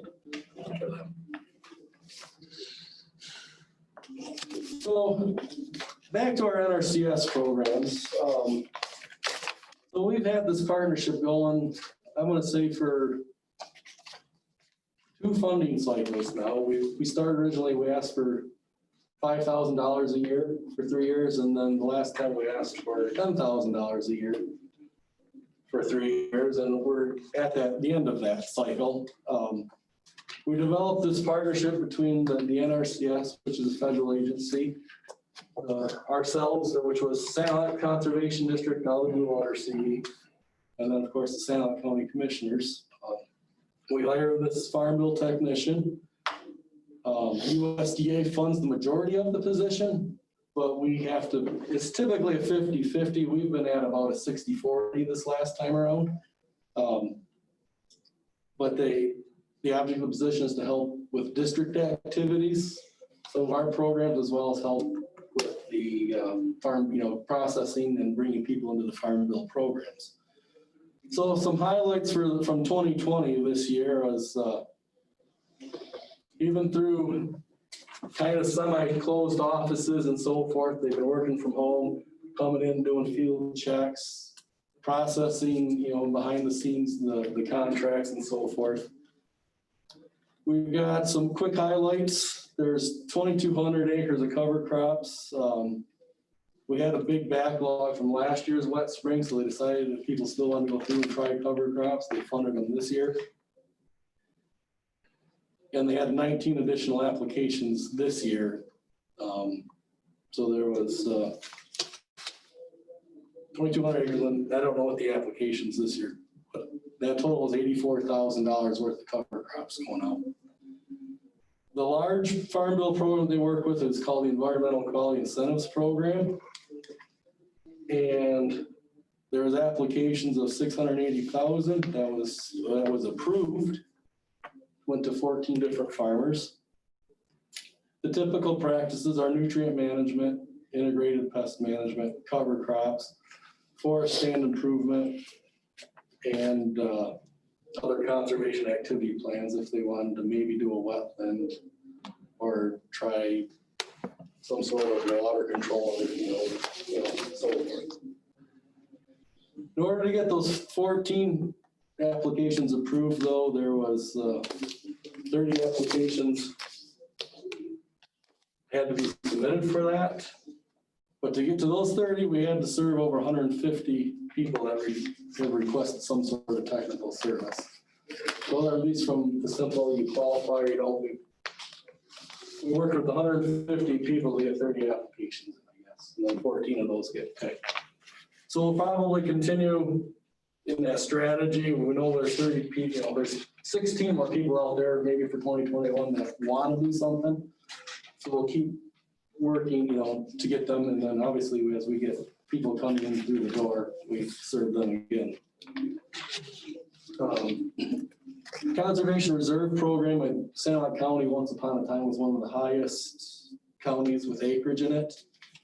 I'm not sure where that stands these days around the state as far as that goes.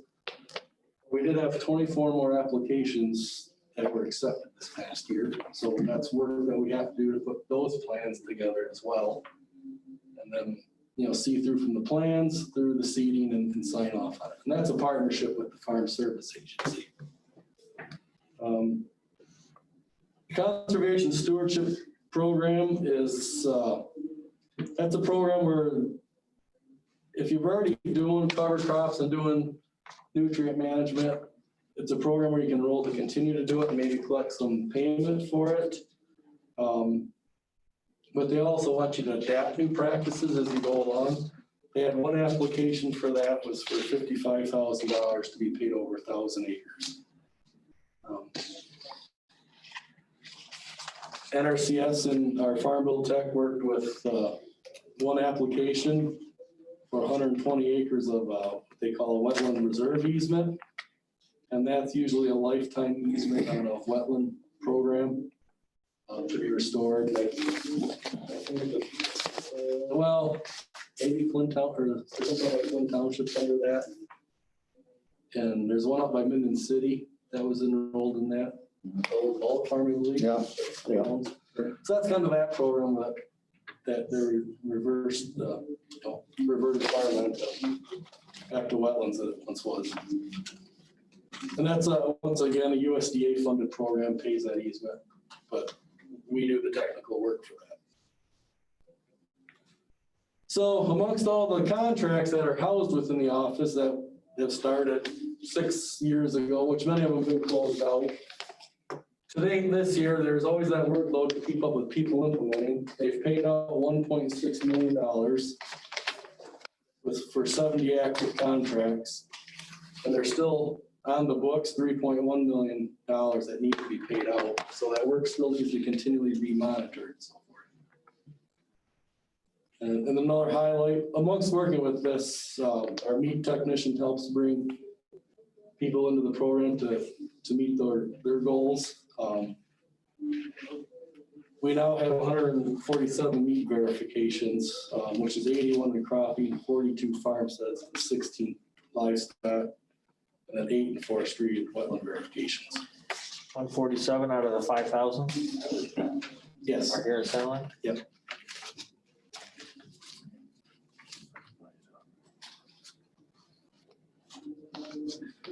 So I guess, so if you turn the page, here's our funding request is, we've been very successful. We're probably one of the most successful counties as far as bringing farm bill dollars around the state to this area. We do have very limited staff, it seems like, the amount of, given the amount of people that we work with. But we do the work, we do our best to get everything done. We have people working, they said from home right now, they come in, we've got a rotational schedule and so forth. But it's our time to start looking for our fiscal year 2021, and we'd like to continue with this program another 3 years. USDA wishes to do that. So I guess we're here today to ask, could we continue this, $30,000 to be paid out over another 3 years to continue with the program that we've built over the past 6 years. It's proven to be a great partnership all the way around, economically, conservation minded, and so forth. And that's about all I have to, if anybody has questions for me. Do you do anything with Huron or Tuscola? I saw a reference to Tuscola in one of the. So Huron and Tuscola and Sanilac basically was sharing a forester. Okay, our farm bill biologists were kind of working together. We did discuss together the strip till program together, but we thought the logistics of taking a farm implement through 3 counties, that would be, because we're already 2 counties, so actually it'd be 5. We just thought that'd be too burdensome. So there was a discussion, but we have no problem partnering with other districts when it's appropriate. That's how our merger with Sanilac and St. Clair and us That was good. That was a good move. come to. It's made us a stronger agency. So on the 147 that signed on with MAPE, whatever. Oh, yep. Yeah, the 5,000 in the state of Michigan, right? Yep. Or last since 2011 or something like that. What was it? The meat program actually probably began back in like 2005. 5? It was, I'm just shooting from the hip here on those particular. It had something about when Governor Snyder. Yeah, so that was his goal set back when he made that law. Yeah. That would have been 9 years ago. Okay, so 5,000. He made that a goal to reach 5, because he made that the law to. Does anyone here know that, does this benefit the farmers of Sanilac County? Have they? Oh, tremendous. Oh, yeah. Tremendous. Yeah. Great, Yeah, it's a big plus. yeah. No question about it. Because it sounds like there's a cost involved on them in particular. I mean, it's not, it's the ideas, the head knowledge that's brought to them, right? Then they participate in funding anything that has to be funded as well, right? I mean, Yeah, sometimes they'll pay out of pocket. Yeah. Sometimes it might be more advantageous to go out of pocket and pay for something versus going through NRCS and waiting 2 years or the engineering and so forth. There's, how are you guys integrated into the nation as a whole and actually even globally in terms of crop management and conservation? Or Do you attend seminars throughout the country? Do you get information from other similar geographical areas on the planet? what we've been doing the past 2 years, we've actually sent these farm bill texts to, what was that called? It was an Acres USA conference. And it was a whole different, and of course they've canceled that this year, but it was a whole different look on maybe how, let's say NRCS has their standards, practices and so forth. It was a whole different look on maybe nutrient management or residue management versus maybe how, so it gave you like a second opinion or what crops should be grown in different regions and so forth. So they really liked it. It was so intense, like, maybe a couple less seminars on it would be. So we have started, we have never really had the funds to do this. I mean, we've grown exponentially in the past few years to be able to afford to send our technicians out. Last year, I actually went down to the Farm Progress Show trying to seek out equipment that would be conservative, like what new could we bring to the area? So that's where we're at that point now we're venturing out to see, well, what could we bring to the county to be beneficial? You haven't mentioned, I don't think, did you mention anything about livestock? Because that was one of the things you talked that you deal with, or maybe I read it in here, but I hadn't heard you give an example of any conservation work done with livestock. So, okay, so our meat technicians, and I've kind of, because we've talked about meat for 20 years, so, that's my apology for briefing over that. So, let's say over 20 years, livestock have really come under a lot of various regulations.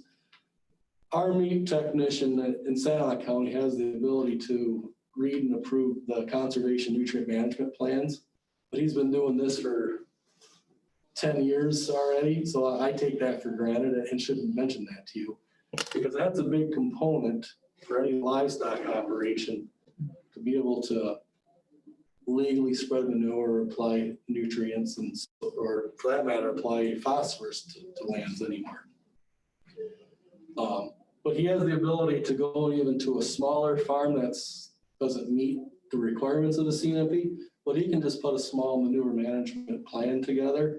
And they could even, and they have in cases where some of this EQIP funding comes from the USDA. He'll take farmer A here, he needs manure storage. He might start with the meat technician, like, here's your things to meet state regulations to the Right to Farm Act.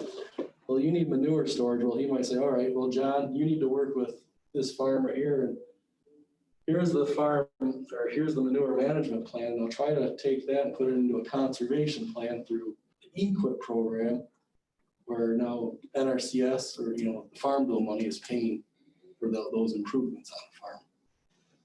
If I went through contract to contract, I would find that in our office of who's receiving those facilities. And I do know some of those out and around. And then you're talking, some of those are $250,000 contracts, to keep up with that. But most of the funding comes through the farm bill. Yes, I mean, it's great to say we have, 80,000 coming from Kellogg Foundations, but Right. we're talking millions come through the farm bill. Right. So And that takes our effort to get that money here. So you're just you're working with the farm bill technicians. If you weren't there, what would they be doing? They would just be doing it If we directly. weren't there, would be a farm bill technician there. The farm bill technician is funded by the farm bill though, right? No, they fund half of it. So how NRCS came to be was local conservation districts were formed after the Dust Bowl. So many years. So how they were formed was the counties petitioned the state to form this local unit of government, which is what we are today. But the board of directors way back then said, well, we want help from USDA. So they formed the Natural Resource Conservation Service. Well, they went into county. They were only going to go into counties where there was soil conservation districts. And that still stands true today. If you don't have a conservation district, NRCS does not really have an obligation to hold an office. And You don't have skin in the game if you don't have yes, conservation. so that's where they want local input. So this money that you're asking for today is to Local. support the conservation Yes. district. We support the conservation district, which in turn Brings in federal brings funds. in the obligations from the federal government, yes.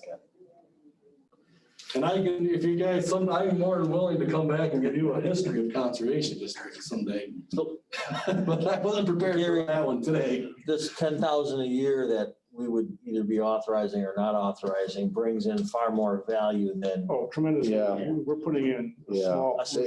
It's huge. Commissioner White, you asked a few minutes ago about, is it helpful? And I was trying to give you words what was helpful, but if you just go to page 14 and read about the educational program, I mean, that really says it all. And it's very vital. See, Gary, I was surprised, you talk to the city folks who I'm still friends with, and they think, farmers are all, they grew up on the farm and never left it. And yet every farmer I've talked to, they all got degrees from MSU. They're all, intelligent with a vast amount of education behind them. Are you saying that this is in addition to the education they've already acquired? Sure. I mean, you got fertilizer companies, they have specialists, and you got whatever else are specialists, but this is totally different and it's good added information. And I was just looking at this strip machine. I think that's going to be very beneficial. That's gonna be very technologically advanced when we get done with it. I mean, this isn't something where you could just go get it somewhere else. I mean, so. I think our conservation district has really done a tremendous job of staying abreast of the changes in agriculture that have occurred in the last 50 years. And that's what we're still striving to do. Yeah, I mean, they're on the front line of innovation and. Is there a goal to restore? Now, I get Mother Earth news and the Pioneer and all this stuff, and I love reading about these medium scale farmers that use techniques to, and their words are to create or rather render the soil living again, right? Because I mean, you drive around and walking through the plantings, the soil looks pretty dead. I can't stick a spade and turn it over and find all kinds of nematodes and worms and microbes. You mentioned one thing that there's, but I don't see that. That's where no-till. Yeah. Is that what we're in a long term, Yeah. bringing back some life to the Soil soil? health is what we're going for, yes. Yeah. And a few years ago, I'm saying 20, 30 years ago, people were complaining that farmers using all this fertilizer is going to burn up the ground and stuff. And this is one of the things they've helped do, like the no-till drill and rotating crops and, the nutrients going in and we're planning. Back when I was a kid, when I graduated from high school, if we got 125 bushel of corn to the acre, we thought that was great. They're getting over 300 now, and it hasn't affected the ground. Joe, this is tremendous information here, but I think when the budget committee meets, I think we've signaled pretty clear our indication we'd like to continue this. So as the budget process proceeds, I mean, I certainly would be completely in support of continuing. I think it's the best deal in town. Yeah, I would support that thought. Well, thank you for your time. Appreciate it. If you guys have any questions, feel free to reach out to me. You got some contact info? Yeah. On that cover page. Cover page has all the report. I don't see any phone numbers or anything. Am I missing it? I'll get it for you. Yeah. I thought I'd seen Gene Burgess walking out. Yeah, he's out there. I thought he was. Yeah, if you've got contact info. Yep, I'll make sure you get that. Okay. You need to make a motion on Well, that? I think we just kind of informally, the budget committee will address it later. Okay, so we don't need to do anything with that. Okay, under new business. FA 9320. The Sanilac County Board of Commissioners hereby approves the payment of current claims for 2020 identified on the accounts payable report dated July 29, 2020 for the general bank account, the amount of $159,903.79. Support. Okay, a motion by Commissioner Heberlin, supported by Commissioner Dean. Any discussion? All those in favor say aye. Aye. Support, same. Motion carried. FAO 9420, budget adoption amendments, appropriations and transfers. The Sanilac County Board of Commissioners hereby approves the following amendments and establishes following accounts 2020 budget amendments listed below. Carrying over to page 4. Second? I'm not going to read them all. No, I said, do I have a second? Oh, yeah. Okay. Motion by Commissioner Heberlin, supported by Commissioner Wyatt. Any discussion? All those in favor say aye. Aye. Oppose, the same. Motion carried. FA 9520, authorization of sale of property, Parks Commission. The Sanilac County Board of Commissioners hereby authorize the Parks Commission Board to secure a realtor split 30-foot of frontage owned by Forester Park and offer to the sale of the property with all costs associated with the sale be paid by the purchasers, and further all proceeds of the sale be deposited for future improvements to Forester Park. Support. Motion by Commissioner Heberlin, supported by Commissioner Dean. Any discussion? Yes.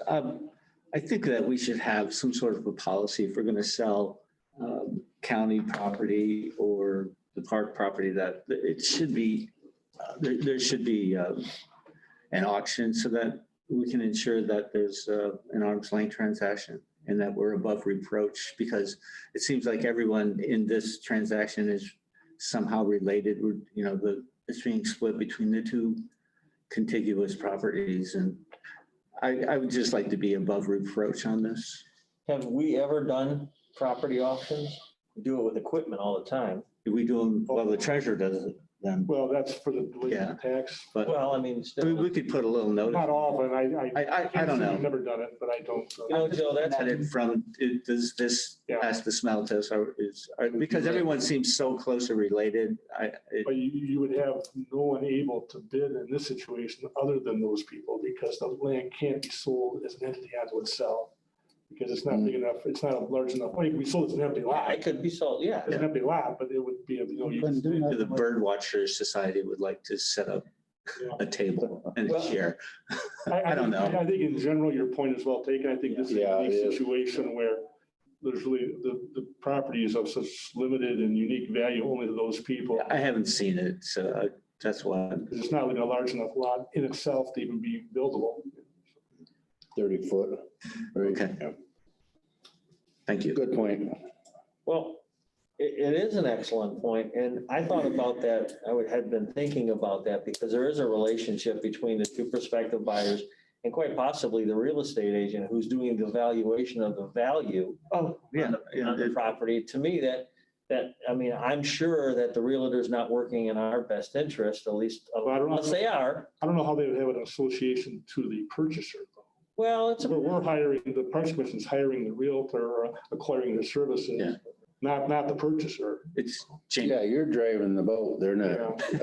so the real estate agent is of our choosing, hasn't already been picked. Parks Commission choosing him. Huh? How much are we gonna get for this You property? don't know until they're gonna do an appraisal of it. Okay. To me, it seems, as you said it before, Joe, when you talked about fair market value and you pounded home, at auctions, fair market value. Yeah, but if only these two showed up, But you couldn't be assured of that, but. yeah. Well, no, you might end up getting less at the auction. We could just go there and try to go get prices. Yeah. Like landlocked, right? Like a regular auction, eh? But it is unique and it's, This isn't, yeah, a unique situation. Any other discussion? No. Okay, all those in favor say aye. Aye. All those opposed, same. Motion carried. FA 096, approval of funding amendment, Department of Health and Human Services.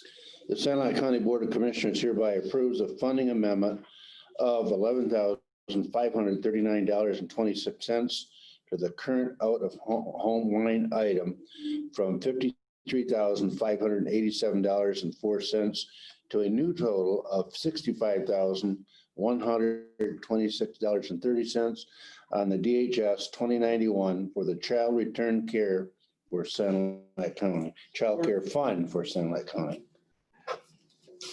Support. Did you support that? yes, sir.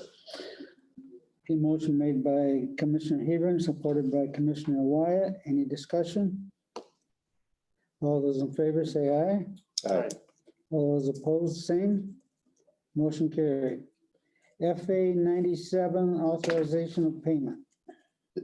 The Sanilac County Board of Commissioners hereby authorize additional payment not to exceed $7,000 to Yo and Yo for the purpose of additional time spent on multiple prior adjustments, reconciliation time and capital assets, drains, OPEB, and pension-related issues with funding from the consultant department.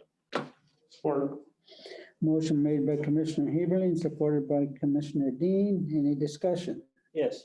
I would reiterate what was said in the previous meeting regarding this. I honestly believe that this was the job for them to bid on, and because they did, bid for the process to do this.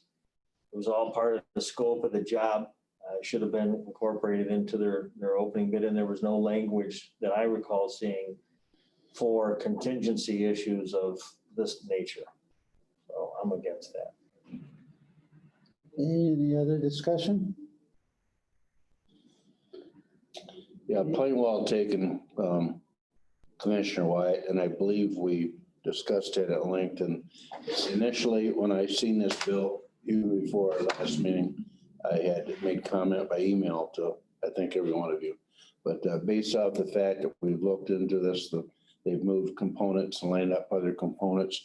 And the fact is, we'll probably never see another bill like this because it'll make their job easier next time. I don't know if you have any comment on that. Right, I did reach out to Janie after our meeting too. She did welcome, I mean, if you wanted to reach out to her, you certainly could, but she felt that making these prior period adjustments will make their job easier going forward.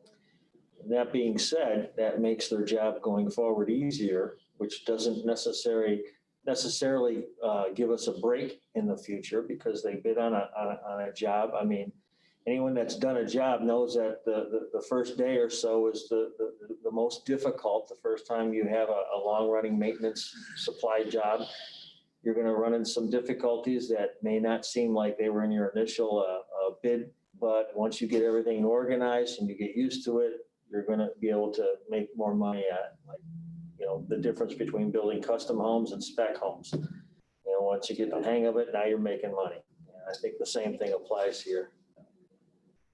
Point well taken, good analogy. Any more discussion? Okay, all those in favor say aye. Aye. All those opposed, the same? Opposed?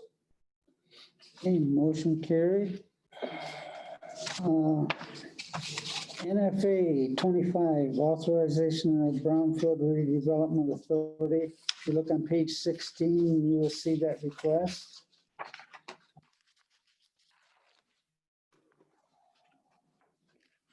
I think everybody's looked at it. You want to look at it before I read it? Or before I read that?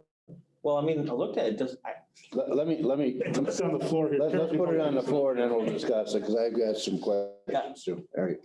The Sunlight County Board of Commissioners hereby authorize the Brownfield Redevelopment Authority to work in conjunction with Carl Ostentowski, Huron County Economic Development, Michigan Department of Environment, Great Lakes and Energy, Eagle, and the site developers and the potential brownfield site project within the soil, within Sunlight County.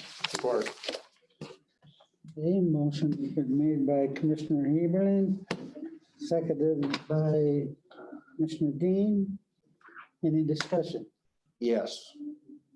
So we have a Brownsfield Board Committee put in place and here with our county treasurer. I'm trying to understand what's going on. What happened, if I could give a little information on this.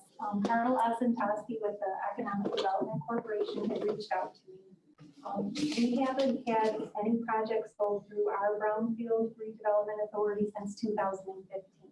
Mhm. So he contacted me to see if our board, the county's board, would be interested in reviewing this project and working on this project. So I did contact the chairman for the Brownfield, who is Dean Burden.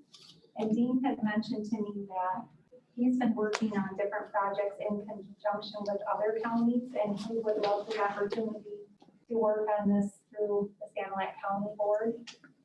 He just asked that. Through our board or through our committee? Brownfield Redevelopment Authority Board.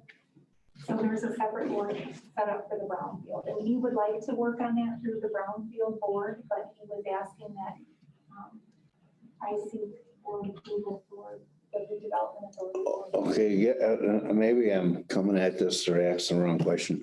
What is he gonna do different than our Brownfield committee? It's the same committee, But we haven't had a meeting since 2015, as far as I know. correct? Because there's one person from my district is on that and they always wonder what's going on. So what is Carl gonna do to make stuff happen? Well, I guess I don't know the history if there's been projects that just haven't been. I don't think there have been. I think their whole concern was since they haven't met in 5 years, Mhm. that we just need to reiterate that if they exist for this purpose. Mhm. I'm not against it. I'm just trying to understand what's, So there's no requirement for the Board of Commissioners to authorize. I would Carry out assume not. their function, which is They're already in existence. Yeah.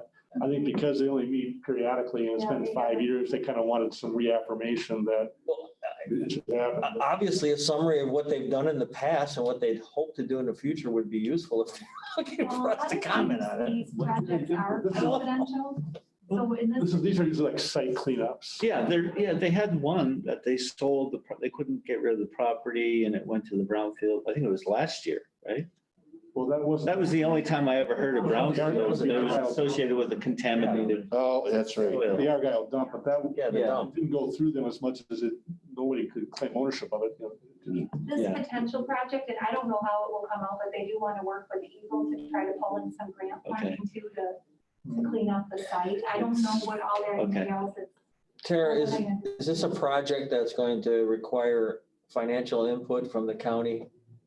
I would think not. I don't no. think so, no, I believe they work through The that. brownfield just facilitates the process, but the property owner would be responsible for it. Or with whatever, there used to be the grant, what was that grant that the federal government had? It's kind of run out. Well, it sounds like Eagle may pick up some. They may have some of it now, but Typically, they have grants.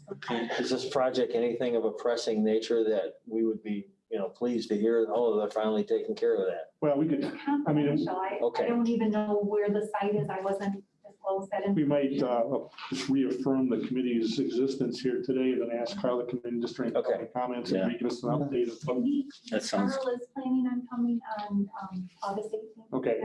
And is this a reason for us to be able to have a special closed door meeting, since it's obviously dealing with something that There's requires a nothing here that qualifies the Open Meetings Act Yeah. doesn't? for a closed session. No, I Does think, it involve land purchase or selling We're or? not buying land. No, it's just basically just acknowledging that this board hasn't met in 5 years and they will be needing to work on a project. and there may be a plus to it if we can get an Eagle involved to help with cleanup. Yeah, if that dump site up there, if I remember, Trudy had monies coming in from somewhere to clean it up.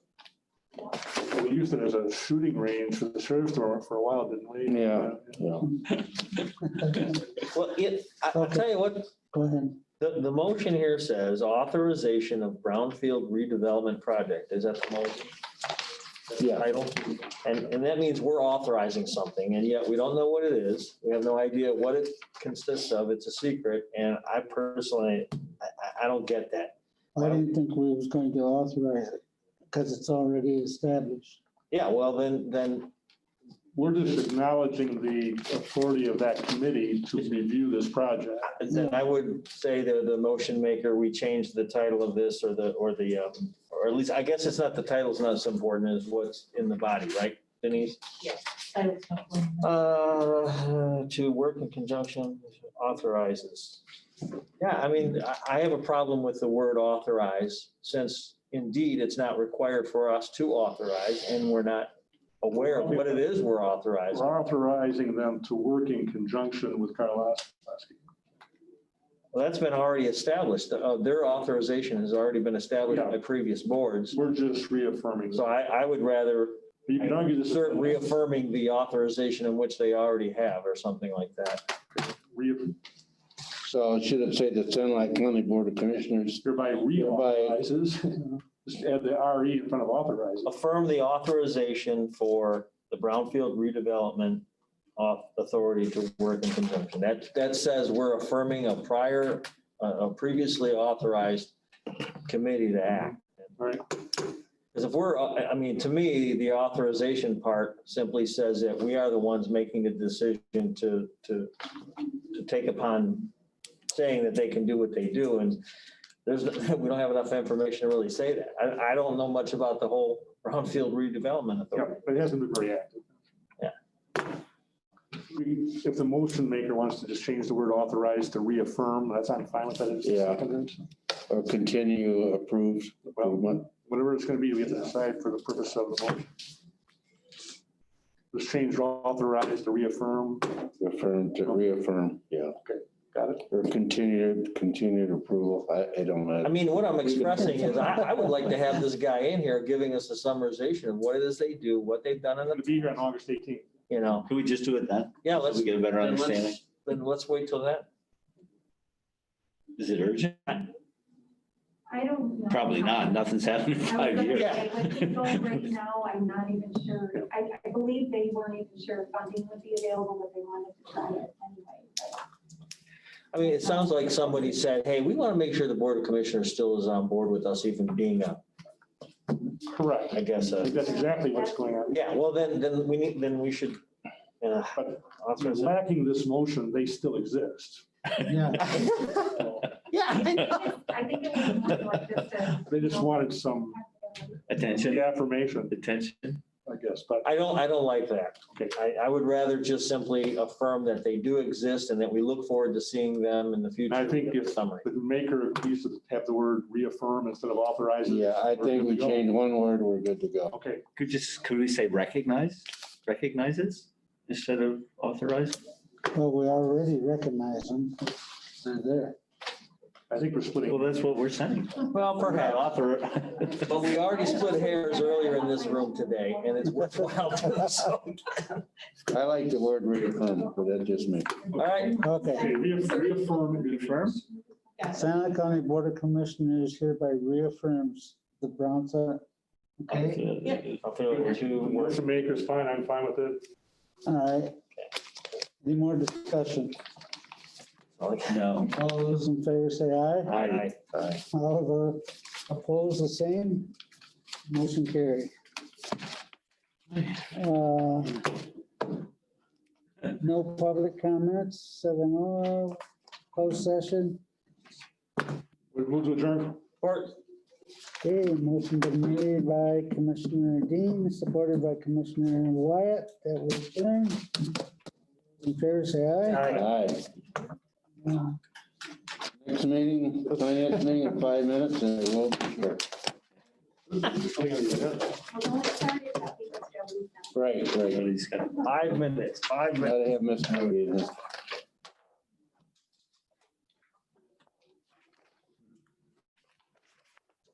I just wanted to tell you that the election results are going to be on the county's homepage.